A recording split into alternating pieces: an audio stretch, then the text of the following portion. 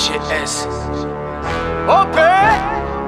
Yo mes humains, c'est OP, j'espère que vous allez bien et bienvenue sur ma chaîne YouTube. Il fait beau, il fait chaud, mais avant tout, on s'abonne à la chaîne si ce n'est toujours pas fait. La petite clochette à côté, on clique dessus pour les notifications, le référencement, on met son plus beau pouce bleu et on lâche son petit commentaire. Bon, tout ce qui va être dit dans cette vidéo n'engage que moi, hein, même si je sais que pas mal de gens pensent comme moi, qui sait même certaines ou certains d'entre vous qui allez regarder cette vidéo pensent la même chose. Bon, c'est officiel.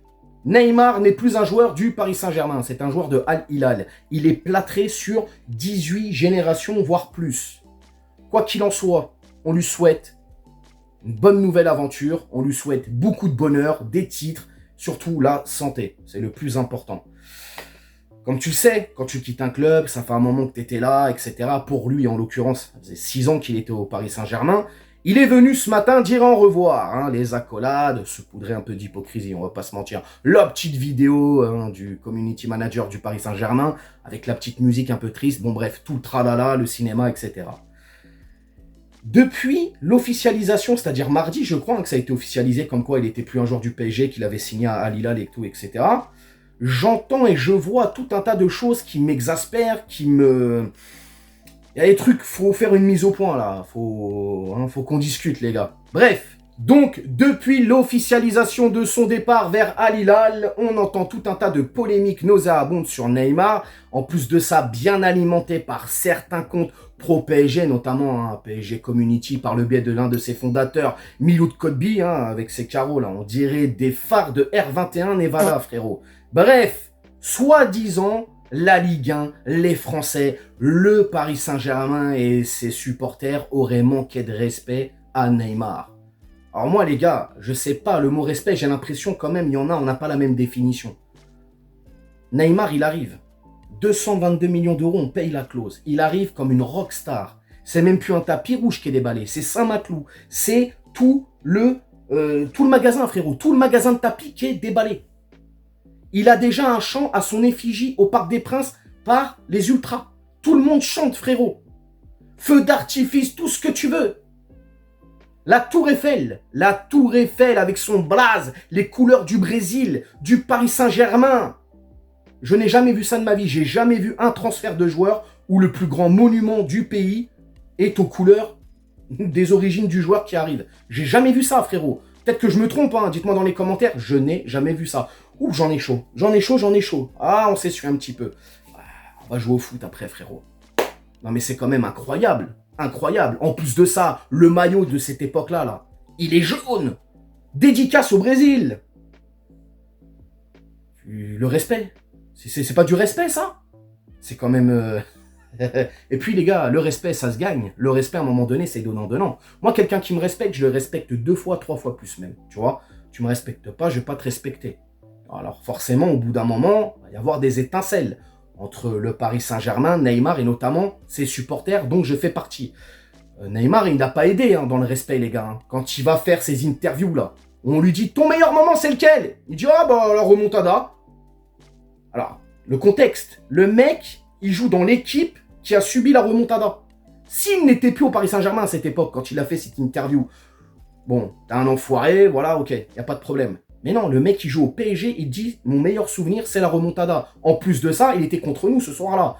Soir où ça a été l'un des plus grands vols de la Ligue des Champions. On est clair là-dessus, les gars.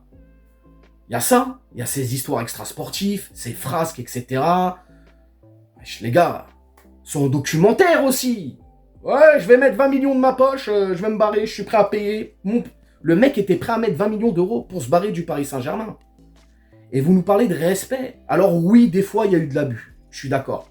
Il y a eu de l'abus, notamment quand il se prend ce carton jaune parce qu'il a mis un sombrero à un joueur. Là, je suis désolé, l'arbitrage complètement mais stupide. Franchement, on a été la honte. Vraiment, parce que tu regardais en Europe et dans le monde, tout le monde s'est foutu de notre gueule. Tu mets un carton jaune à un joueur qui fait le spectacle. J'ai jamais vu ça de ma vie. Ok, d'accord. Mais s'il vous plaît, ne dites pas qu'on n'a pas respecté Neymar. C'est faux, c'est pas vrai. C'est totalement faux. Maintenant, les définitions de mots. Un respect, il y a aussi le mot légende. Je vois tout le monde qui sont là en train de dire Neymar est une légende du Paris Saint-Germain. Ok. Qu'a fait Neymar pour être au rang de légende au Paris Saint-Germain? Dites-moi. Et me dites pas, ouais, Nasser, il l'a dit lui-même. Nasser, je sais même pas si c'est ce que ça veut dire le mot légende, frère. Je comprends pas. Je comprends pas. Je comprends pas. Les gars, arrêtez. Nasser, c'est de la com. C'est juste de la com. Dites-moi, Neymar, en quoi est une légende du Paris Saint-Germain? En quoi est-il une légende du PSG, les gars? Neymar est un grand joueur de football. Neymar restera l'un des plus grands joueurs du Paris Saint-Germain. Mais c'est pas une légende. Qu'est-ce qu'il a fait pour être au rang de légende? Il a des records? Alors oui, peut-être un record à l'infirmerie, peut-être. Mais non. Et à un moment donné, pour moi, après ça n'engage que moi les gars, hein. Vous pouvez me tomber dessus, il n'y a pas de problème, hein, les chemins du roi. Mais moi, ça n'engage que moi. Pour moi, le mot légende, surtout dans un club, c'est vraiment que tu as marqué, tu as fait quelque chose de grand. Alors il y en a, ils vont me dire, il nous a emmenés en finale. Ah celle-là, frérot, à chaque fois on me la sort. Alors oui, Neymar, lors de cette campagne européenne, est l'un des meilleurs joueurs parisiens. Il te fait un quart de finale exceptionnel, il te fait une demi-finale, on n'en parle pas, incroyable. La finale, il est très bon. Mais il est entouré, il n'est pas tout seul. On n'a pas mis Neymar tout seul sur le terrain et il a tout fait. D'accord, il a été quand même mis dans les meilleures dispositions, les joueurs ont joué pour lui donnaient les ballons, etc. Il avait une telle liberté sur le terrain, tout le monde le laissait tranquille. Il n'est pas tout seul, donc arrêtez de dire à lui tout seul, il nous a emmenés en finale. Maintenant, qu'a-t-il fait? A-t-il fait des trucs incroyables ou je ne sais quoi? Arrêtez les gars. Pour moi, une légende, et notamment au Paris Saint-Germain, c'est un joueur qui a ramené un titre majeur. C'est un joueur qui, à un moment donné, a battu un record ou je ne sais quoi, mais qui restera dans l'histoire du Paris Saint-Germain. Là, oui, c'est une légende. Neymar, je suis désolé, mais pour moi, il restera un grand joueur du Paris Saint-Germain, un joueur extraordinaire qu'on a eu chez nous. Mais c'est pas une légende. Suzik est une légende, Lama est une légende, Rai est une légende, Ngoti est une légende, Djorkaeff est une légende. Ginola est une légende, Wea est une légende, Paoletta est une légende, Ibra est une légende, Cavani est une légende, Mbappé maintenant est rentré dans le rang de légende au Paris Saint-Germain parce qu'il est le meilleur buteur de l'histoire du PSG. Pilorget est une légende, pas Neymar. Neymar, si on avait gagné cette Ligue des Champions en finale face au Bayern, il aurait été une légende du Paris Saint-Germain puisqu'il aurait fait partie de cette équipe qui a gagné ce trophée majeur. Mais à côté de ça, non, je suis désolé, c'est pas une légende. En tout cas, c'est mon point de vue à moi. Hein.